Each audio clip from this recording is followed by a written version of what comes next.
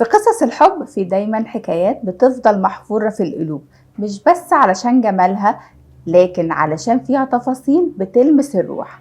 والنهاردة احنا قدام واحدة من أجمل الحكايات، حكاية حب دامت أكتر من 40 سنة، حكاية ضحك، حب، صبر وكمان وفاء. دي حكاية دلال عبد العزيز وسمير غانم.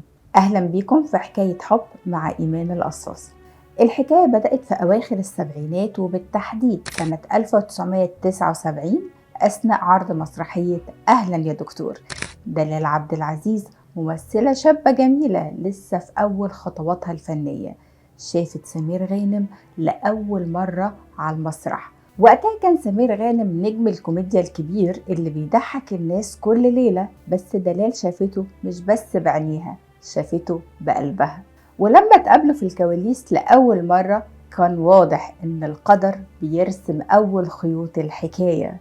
خلال فترة عملهم في مسرحية أهلا يا دكتور بدأت دلال تعجب بسمير غانم، لكن سمير غانم كان شايفها البنت الصغيرة اللي لسه بتتعلم. الفجوة كمان بينهم كانت كبيرة قوي في العمر، في الشهرة، وحتى في طريقة التفكير.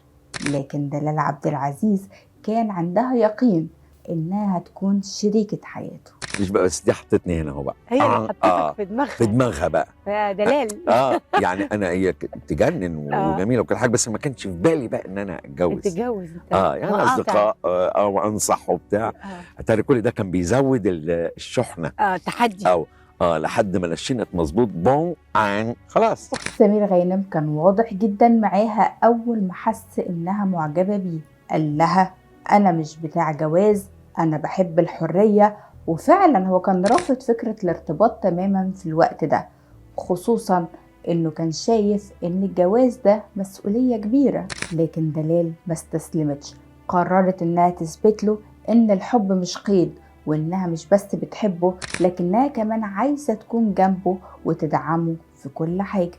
زمان أيام بقى ما كانوا بيعملوا الحاجات الثلاثي ثلاثي أضواء مصر. وكنت أنا والدادة بتاعتي ماشيين على الكورنيش كده في اسكندرية، لقينا سمير غانم ده ماشي الحقي سمير بتاع الثلاثي. أنا جريت ورا عشان أسلم، فراح على عملي في شعري كده راح على عملي في شعري كده مش قال لي برضو لو اعرف كده كنت غرقت.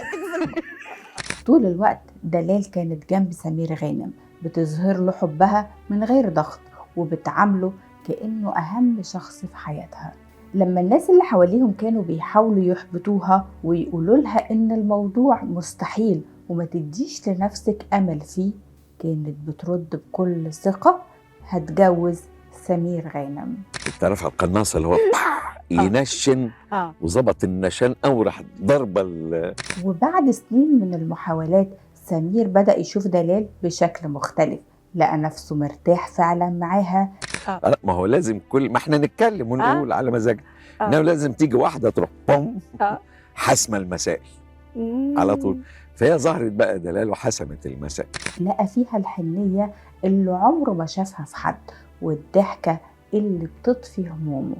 وفي يوم قال لها جملة غيرت حياتهم: تعالي نبدأ حياتنا مع بعض. فلقيته بيقول لي ايه، دلال انت عربيتك الجديدة عاملة كام ألف؟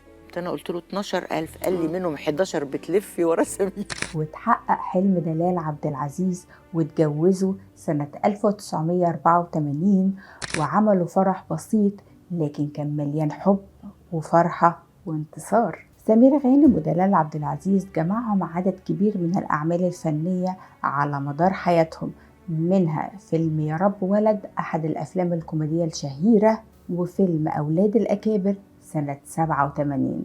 40 سنة من الحب مش سهلين، كانوا دايما مع بعض في الحلوة والمرة.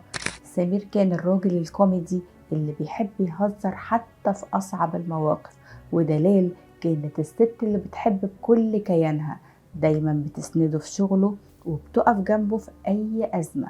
وخلفوا بنتين هما الفنانة دنيا سمير غانم وإيمي سمير غانم.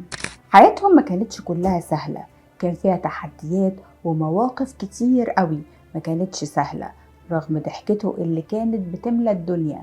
سمير غانم مر بمحطات صعبة جدا في حياته، منها انهيار فرقة ثلاثي أضواء المسرح بعد وفاة الضيف أحمد، مرورا بمرض جورج سيدهم، ووصولا لفترات فنية شهدت إخفاقات أثرت عليه نفسيا، بالإضافة إلى أزماته الصحية في سنواته الأخيرة، خاصة إصابته بفيروس كورونا اللي أودى بحياته. في كل لحظة من الأوقات دي كانت دلال عبد العزيز السند والداعم الأكبر، بتخفف عنه الألم وتسنده بحبها وحنانها اللي ما غابوش عنه أبدا. دلال عبد العزيز أصيبت هي كمان بفيروس كورونا في نفس الوقت، وبعد أقل من 3 شهور بس من رحيل سمير غانم القدر جمعهم تاني. دلال لحقت بيه في أغسطس 2021، وكأن حبهم كان أقوى من الحياة نفسها، حتى الموت ما قدرش يفرق بينهم. قصة دلال عبد العزيز وسمير غانم مش بس قصة نجوم مشهورين، دي قصة كل اللي بيحبوا بصدق وبيضحوا علشان اللي بيحبوهم. هم كمان رمز للحنان، للدعم وللضحكة اللي بتدفي القلب. دي كانت حكاية حب النهاردة، استنوني الأسبوع الجاي.